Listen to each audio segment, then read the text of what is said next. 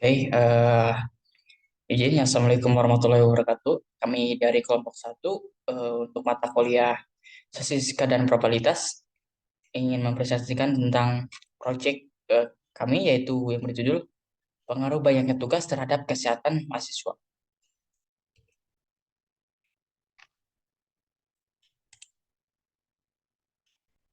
Untuk tim kami terdiri ya dari yaitu yang pertama ada Hana Sucian Indra Giovanni, yang kedua ada Ferry Setiawan Eka Saputra, dan saya itu Chandra Purnamaji.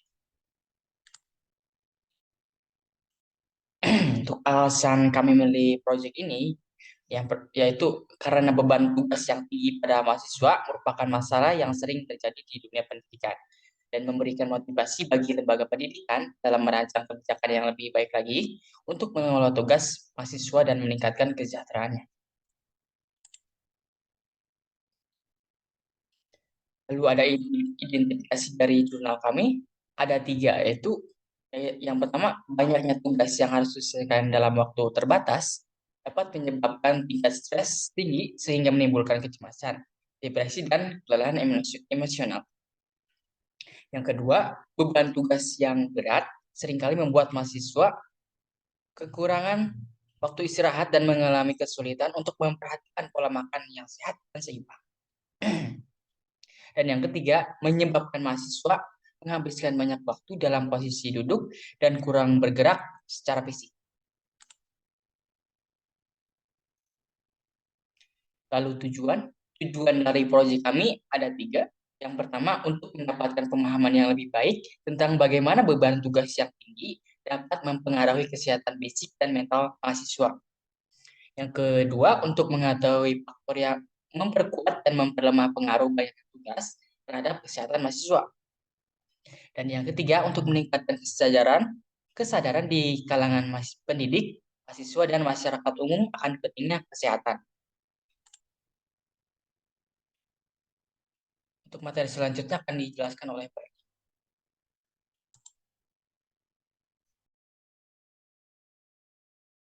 Selanjutnya ada statistik. Nah, sumber data yang digunakan dalam tugas kali ini adalah sumber data primer dengan bantuan platform sebagai alat pengumpulan datanya, yaitu melalui kuesioner. Untuk respondennya sendiri itu dari semua mahasiswa dari berbagai universitas. Next, ada deskriptif. Nah, kemudian di sini ada data-datanya di sebelah kiri saya. Nah, berdasarkan tabel tersebut, dapat diketahui bahwa responden laki-lakinya itu ada sekitar 38,2% atau ada 13 orang yang lebih sedikit daripada perempuan, yaitu 61,8% atau 21 orang. Dan apabila dilihat dari usia, sebagian besar mahasiswa berusia 18 sampai 22 tahun. Ada 94,1% berjumlah 32 orang, dan ada yang berusia 23 sampai 27 tahun, ada 2 orang dengan persentase 5,9%, dan yang lebih dari 30 tahun itu tidak ada. Nah, kemudian untuk program studi didominasi oleh program studi informatika, yaitu sebanyak 18 orang, yaitu 53,4%, dan mahasiswanya yang sedang menempuh semester 4 itu sebanyak 24 orang, 70,6%. Untuk lebih jelasnya bisa dilihat sendiri di tabel sebelah kiri. Nah, di sini, ini jawaban atas kuesioner yang sudah kita berikan itu. Pertama, ada pertanyaan untuk memiliki pekerjaan paruh waktu. Nah, diagram mahasiswa memiliki pekerjaan paruh waktu atau tidak. Dari hasil respondennya itu ada sebanyak 79,4% mahasiswa tidak memiliki pekerjaan paruh waktu dan 20,6%-nya memiliki. Kemudian untuk pertanyaan kedua ada lama dari waktu untuk mahasiswa mengerjakan tugas. Dari hasil responden sebanyak 23,5% mahasiswa itu mengerjakan tugas sebanyak lama 2-3 jam. Dan ada juga yang 4-5 jam, sebanyak 52,9% mahasiswa mengerjakan tugas lebih dari 5 jam. Jadi lebih banyak yang menjawab lebih dari 5 jam. Kemudian untuk pertanyaan selanjutnya adalah bagaimana Anda mengelola waktu Anda untuk menyelesaikan tugas tersebut. Nah, dari hasil respondennya kami itu ada sebanyak 82,4% mahasiswa dapat mengatur waktu dengan cukup baik, meskipun kadang mereka merasa tertekan, dan sebanyak 8,8% mahasiswa dapat mengatur waktu dengan baik tanpa merasa tertekan. Kemudian untuk pertanyaan selanjutnya, apakah Anda merasa stres karena banyaknya tugas? Nah, dari hasil respondennya itu bisa disimpulkan sebanyak 52,9% mahasiswa cukup stres karena banyak tugas. Kemudian 35,3% mahasiswa merasa stres karena banyaknya tugas, dan 8,8% mahasiswa sangat stres karena banyaknya tugas. Kemudian untuk pertanyaan selanjutnya, apakah banyak tugas mempengaruhi kesehatan dari fisik dari seorang mahasiswa tersebut? Nah, dari hasil responden di atas banyak 67,6% banyak tugas dapat cukup mempengaruhi kesehatan fisik. Sebanyak 14,7% mempengaruhi kesehatan, dan 8,8% sangat berpengaruh terhadap kesehatan, dan ada juga mahasiswa yang tidak berpengaruh terhadap kesehatan jika banyaknya tugas. Itu ada sebanyak 8,8%.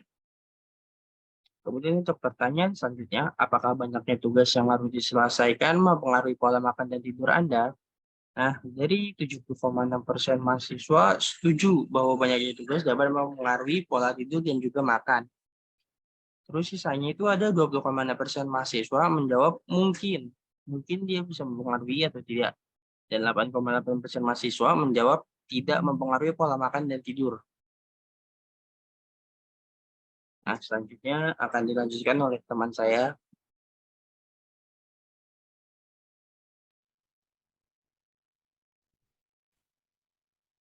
Sebelumnya, terima kasih kepada rekan saya, yaitu Ferdi. Di sini saya, Hana Sucianinda Giovanni, akan menjelaskan dari hasil responden, seberapa sering Anda merasa overload dengan banyaknya tugas yang diberikan di kampus. Untuk mengetahui kategori intensitas tiap respondennya, kita bisa menggunakan rumus kategorisasi menurut Jemari Mentapi pada tahun 2028. Yang dimana kita perlu mencari rata-rata skor keseluruhan, simpangan baku skor keseluruhan, dan skor yang dicapai responden. Untuk yang pertama, kita mencari nilai rata-rata skor keseluruhannya, yaitu dengan 34 dibagi 2, sehingga menghasilkan 17. Kemudian untuk simpangan bakunya, kita menggunakan rumus yang telah diberikan oleh beliau, yaitu 1/6 dikali dengan 16, itu sebagai nilai maksimal, kemudian dikurangi nilai minimalnya, yaitu 2. Sehingga memperoleh hasil 2,3. Untuk X-nya sendiri, itu skor yang dicapai responden itu sebanyak 34. Setelah kita menemukan 3 cara ini, rata-rata skor keseluruhan, simpangan baku skor keseluruhan, dan skor yang dicapai responden, kita bisa langsung memasukkan ke dalam interval nilainya dan mengetahui kategori-kategorinya.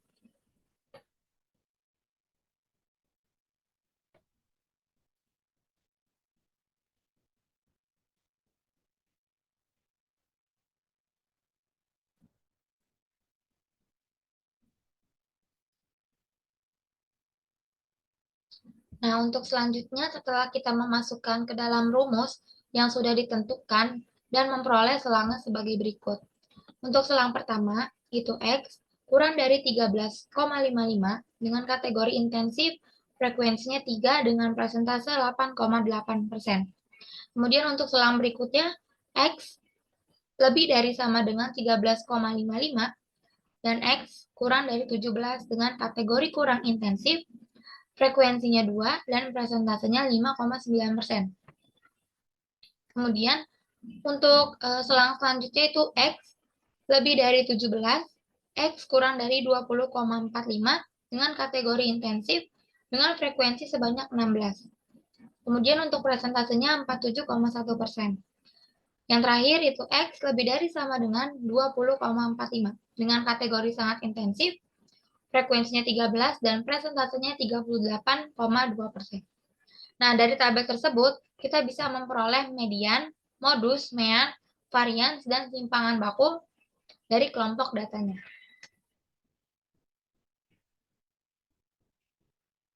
Nah, untuk mengetahui cara perhitungan median, modus, mean, variance, dan juga simpangan bakunya, kita langsung saja mencoba di Excel agar lebih jelas dan lebih mudah dipahami.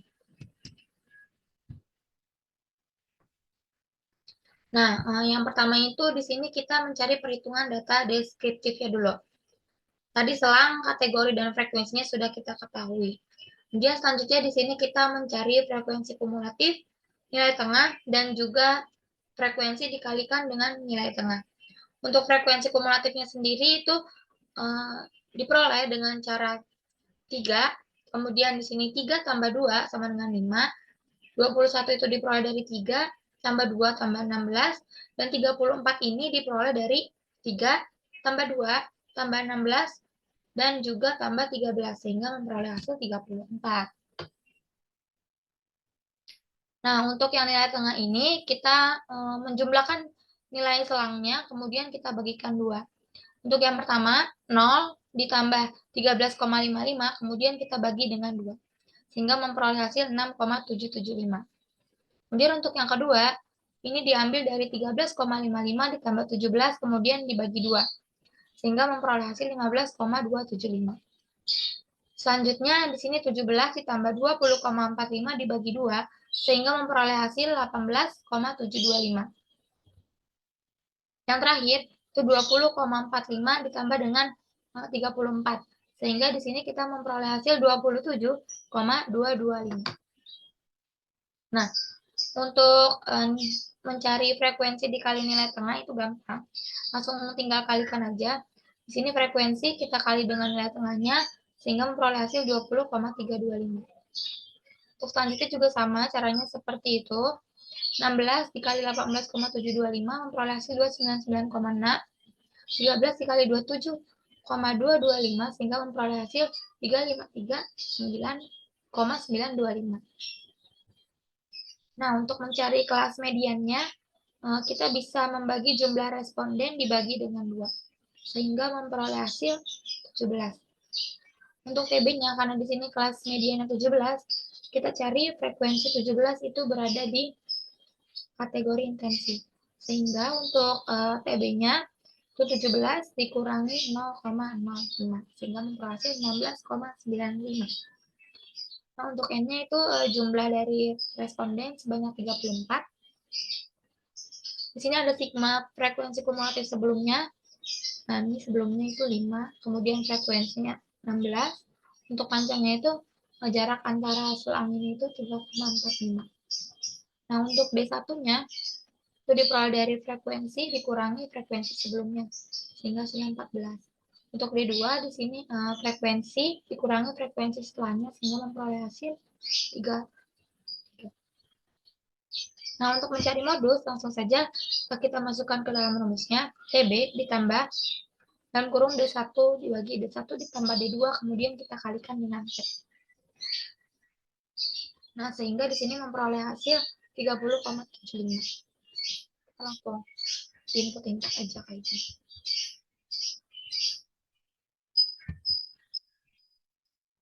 Kemudian untuk mencari median sama, kita tinggal masukkan ke dalam rumus TB-nya berapa. Nah, untuk yang dibagi 2 ini, itu sama aja kayak kelas median. Terus dikurangi dengan sigma frekuensi kumulatif sebelumnya, dibagi dengan frekuensi dikalikan dengan P. Sehingga hasilnya 74,52. Nah, untuk mediannya itu sigma F1 dikali X dibagi sigma F1. Yang artinya jumlah F dikali dengan nilai tengah, sehingga 74,4 dibagi dengan 34. Sehingga hasilnya 20,7. Nah, di sini untuk mencari simpangan baku dan varians, kita perlu mencari beberapa nilai lagi, seperti nilai tengah dikurangi dengan rata-rata, kemudian dipangkatkan 2, kemudian kita kalikan dengan frekuensinya. Setelah ketemu hasil berikut ini,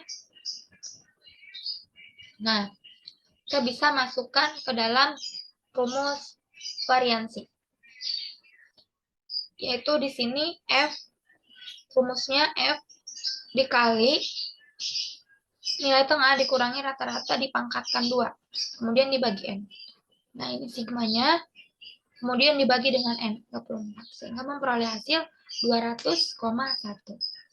Kemudian untuk mencari simpangan baku, itu dari hasil varians, langsung saja kita akarkan menggunakan rumus Excel, yaitu SKRT, dan tinggal kita klik selnya di sini, kemudian hasilnya 14,145.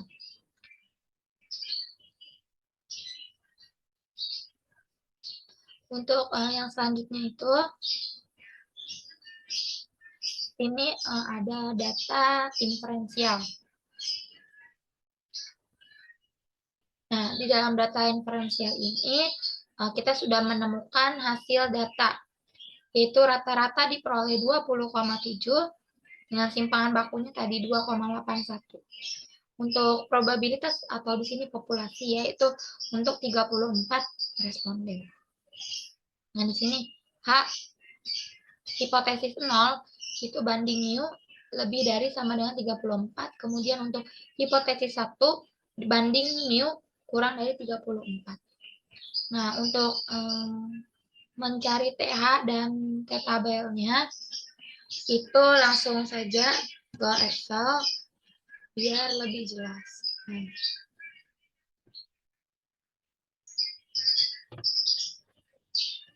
Di sini kita perlu mengetahui rata-ratanya, kemudian simpangan bakunya, dan ini nilai akar N. Akar N itu akar dari 34 ya, biar lebih mudah kita akarkan terlebih dahulu. Kemudian untuk mu 0-nya itu sebanyak 34. Nah, untuk mencari TH, kita tinggal masukkan ke dalam rumus ini, sehingga memperoleh hasil 18,624. Kemudian untuk T-tabelnya, itu kita bisa menggunakan rumus T inverse, dikurangi alfa, dikurangi dengan probabilitasnya itu 33. Nah, seharusnya kan 34. Karena di sini 34 dikurangi 1, jadi hasilnya 33. Sehingga T-tabelnya itu memperoleh 1,69. Balik lagi ke dalam PowerPoint-nya. Nah, untuk kesimpulannya itu hipotesis 0 ditolak karena TH itu lebih dari T-tabelnya 1,47.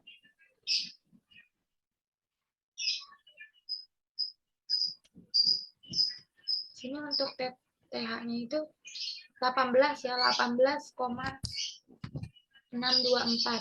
Nah, seharusnya di sini 18,624. Karena TH-nya lebih besar daripada T-tabel, jadi hipotesis 0-nya itu ditolak. Yang artinya kesehatan mahasiswa terhadap banyaknya tugas itu sangat berpengaruh. Nah, untuk kesimpulan secara keseluruhannya, yaitu mahasiswa mendapatkan tugas beberapa kali dalam seminggu, kemudian mahasiswa bisa mengatur dengan cukup baik, meskipun kadang-kadang mereka merasa tertekan dan cukup stres, sehingga cukup berpengaruh bagi kesehatan mahasiswa karena pola makan dan pola tidur yang kurang baik. Berdasarkan hasil responden, tugas yang diberikan dosen dan pemahaman materi dengan banyaknya tugas dan mata kuliah itu sangat bermanfaat bagi mahasiswanya.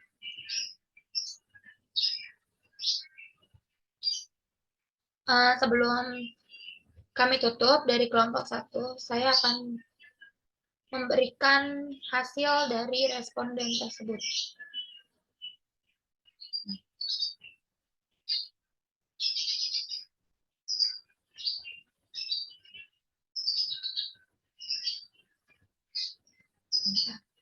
Nah, ini untuk pertanyaan-pertanyaan dan juga jawaban dari hasil respondennya.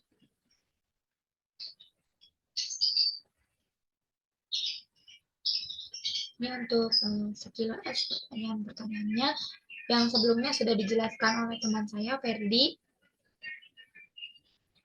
Kemudian untuk jawaban-jawabannya juga tadi sudah dijelaskan oleh teman saya, Ferdi. Di sini saya akan menunjukkan beberapa saja. yang sebelumnya sudah dijelaskan oleh teman saya. Oke, sekian presentasi dari kelompok 1. Kurang lebihnya mohon maaf. Wassalamualaikum warahmatullahi wabarakatuh. Terima kasih.